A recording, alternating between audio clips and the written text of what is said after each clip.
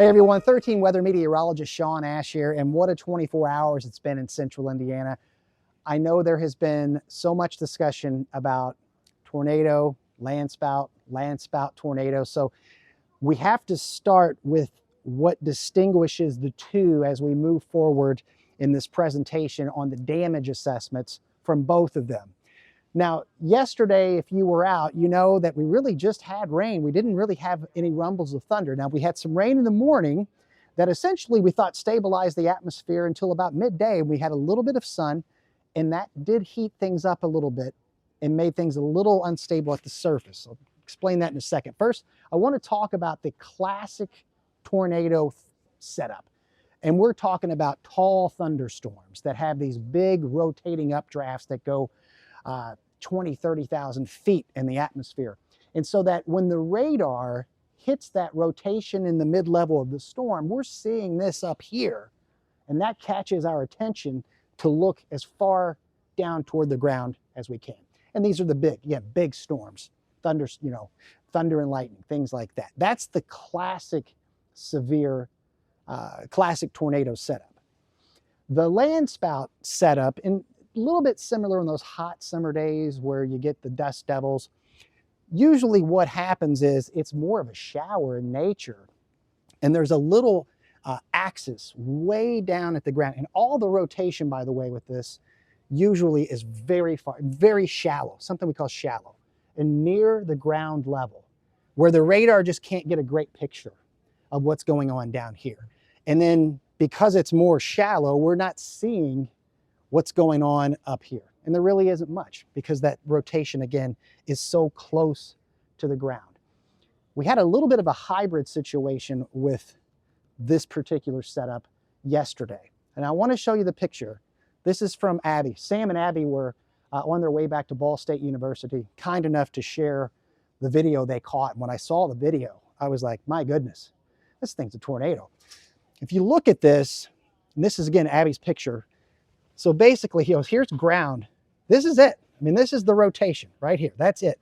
The radar beam in Indianapolis was shooting way more up here generally. So missed a lot of this, okay? And another big question that we've been asked is, why no warning? A very fair question. This does not happen often, obviously, but maybe a day out of the year, maybe a couple of days out of the year, we will have these very rare situations like this. Very shallow rotation that's mostly under that radar beam, okay? To the point by the time they form, they dissipate just as quickly. And I like to call this a highly localized meteorological accident. It took all these ingredients. You had to have just enough spin in the lower levels, just enough moisture, just enough instability to create the mess that we had yesterday. We'll start with Delaware County, which the National Weather Service office is calling a land spout tornado. The strength on this was EF0, max wind of 60 to 65. It hit one structure, the TK Constructor Building. Path width was only 10 yards. And I mean, this thing was really on the ground probably for less than 1 minute. So very, very brief. I want to show you what the radar looked like. This is something we call storm relative velocity. Now, as a meteorologist, you would had to have come into work and say, you know what, I really think we're going to have spinners today. You know, I'm going to be watching that velocity like a hawk. And in reality, the core of the meteorology community just didn't have that sense, even in the afternoon, that that's what we were staring down. And it wasn't until we were starting to get the reports, then you kind of can go back and look at the micro scale setup. This is a radar snapshot of the velocities at 7:30 p.m. So here's Portland. Again, there's a little bit of rotation here. And then here's Yorktown. So this, again, just a little bit, but nothing based on that would have just said, okay, yeah, we're probably going to issue a tornado warning on this. Now, we jump to 7:40, and the radar is now picking up on the debris that was picked up from the TK Constructors building. But again, by the time we started to get the video that takes time to turn around, this thing was already off the ground. So very briefly on the ground. Now we just got in the assessment of the Jay County tornado that hit Portland.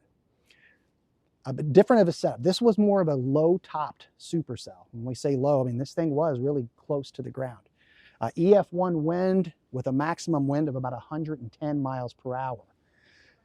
This was on the ground for 2 miles. And I'm going to show you the radar here in a moment. So 2 miles, 75-yard width, and on the ground for roughly 6 minutes, which really grabbed my attention here, okay? 7:45 was the start time that they're giving, and 7:51 is when the National Weather Service in northern Indiana says that it dissipated. This is at 7:46. Here's downtown Portland. Here's just west of. Again, weak rotation. But remember, we talked about how shallow, so all the action was going on toward the ground, and we're only just seeing a very little sliver of what was really going on. This is the debris detector. So the radar can detect raindrops. It also can detect what we call non-meteorological objects. This is at 7:48. So the tornado has already been in progress for a few minutes. At that time, it hadn't really hit a lot of big structures just yet. By 7:50, it starts to encounter the high school, okay? And then as we move forward, this is at 8:01. So it's already off the ground by 6 minutes. It still actually has a tornado debris signature that is east of the city now at this point in time.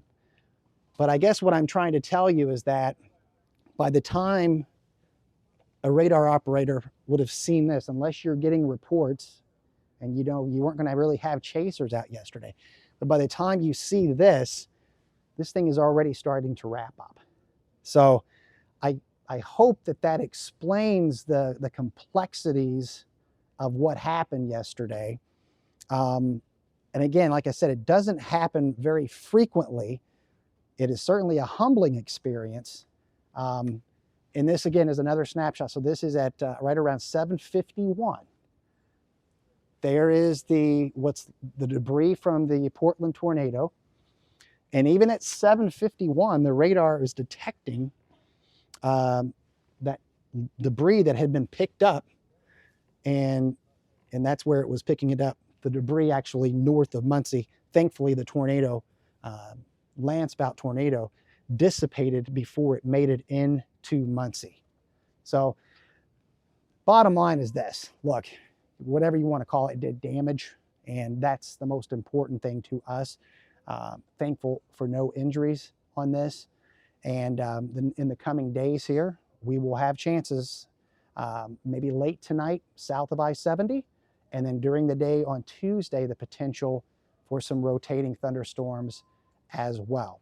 Hopefully it gives you a little better understanding of how this thing played out yesterday and the difference between the classical tornado setup and the landspout tornado setup. And again, the main theme is everything happening so low to the ground that by the time we were getting spotter reports of like, hey, this thing's going on, this thing had already lifted up. So we appreciate you choosing us for your local weather information. Stay tuned for updates to come on what looks to be an active week ahead. Cleanup is underway today after last night's storms in east central Indiana. A lot of damage left behind, and we want to show you some of the video that was taken across the area. This is last night, taken by Sam and Abby. They say they saw the tornadoes as they were driving along I-69 near State Road 332 northeast of Indianapolis in Muncie. This other video is also from a 13 News viewer. This is showing a funnel cloud over Yorktown. Again, those storms causing chaos in several counties, including Delaware and Jay counties today. That's where our Cianorica picks up our coverage. As soon as the sun rose this morning, dozens made their way here to the American Legion Post 211 to see the aftermath of the storm. Many told me they are grateful no one was hurt, but heartbroken by the damage. I lost that up. Got it. These veterans stood tall as they folded the American flag that ripped in Sunday's storms. Yeah, they know it hurts. Yes, I am emotional. I've got a lot of years in here, and Commander Butch Michaud is still in shock. Like many, he tells me there was little to no warning before a tornado tore through Jay County, leaving massive destruction in the town of Portland. All my Halloween decorations started flying, so I had to go out and get it. But I didn't even hear the siren until afterwards. It had already been through. From Jay County Junior Senior High School to the homes on Main Street and right back here to the American Legion, where the roof is now on the ground. This 13 drone video shows just how extensive the damage is all around the building. Mayor Jeff Westlake says it could have been worse, but there is a silver lining. I'm blessed. This community is a blessing. I mean, we've been really lucky that something more major didn't happen. And as they assess the damage and clean up, Hopefully everything can be rebuilt. But we ain't lost no life. That's the main thing. they vow to pull together I'm gonna clip this one here. and stand strong. There we go. Reporting in Jay County, CNN New Yorker, 13 News. Well, cleanup after these storms is also underway right now to the north in Howard County. That's where an elementary school was hit by a powerful straight line wind system that came through back on Friday night. Samantha Johnson spent the day in Kokomo. She's live this afternoon. They're saying they've got a lot of work to do. Are they still on track to reopen tomorrow? Yeah, still a lot of work, but still on track to reopen to students tomorrow. No students today, and you can see why. Just taking a look around me, most of the roof from this elementary school now spread out across this grass here. And on the far side, you can see part of this roof is still covered with tires. That's actually the gymnasium here at the elementary school. I also want to show you a look inside the school. We spent a lot of time today with Mrs. Rosie Gowdy. She's one of several teachers who actually had to move rooms because her room was in the path of the damage here. She showed us where the rain poured into the school. In all, we know at least half a dozen classrooms were impacted, and school officials say they are still assessing whether they'll be able to save the gymnasium floor. But Mrs. Gowdy says the priority here is getting students back in the classroom safely, which will happen tomorrow. And this is what we do. We all pitch in, we all work together, kids come first, and we make sure that we meet their needs, whatever they need. We're here for them, and we're ready to be here for them tomorrow morning. All right, so how did they pull this off? Well, the school actually had a few vacant classrooms already, and then some of the other smaller classes are combining for now. So it was an all hands on deck situation this morning to get those teachers into their new classrooms. We know the principal and the assistant principal, they're even sharing offices for now. It is really all hands on deck. I do want to tell you too, Mrs. Gowdy, she was actually here Friday evening when those storms rolled through. She was the only teacher in the building. Glad she's okay, Sam. Thank you. Thank you, Sam. Well, since more rain is expected this week, a reminder that we want to make sure that you are prepared with this, the 13 weather app. It gives you live up-to-date radar right where you are. It's a free download. You can find it in your phone's app store. Why don't you go get it right now?